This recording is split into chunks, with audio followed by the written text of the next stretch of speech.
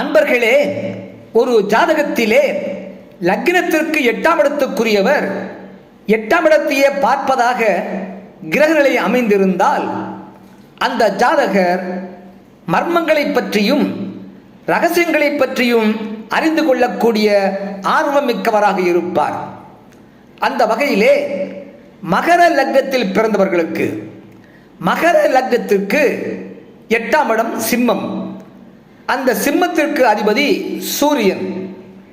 ஆகவே மகர லக்னத்தில் பிறந்தவர்களுக்கு அந்த லக்னத்திற்கு 2ஆம் இடத்திலே அந்த 8ஆம் இடத்துக்குரிய சூரியன் இருந்தால் அந்த சூரியன் 8ஆம் இடத்தை பார்ப்பார்.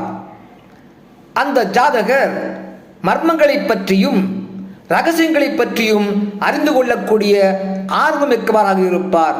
மகர லக்னத்திற்கு 2ஆம் இடத்திலே சூரியன் இருந்தால்.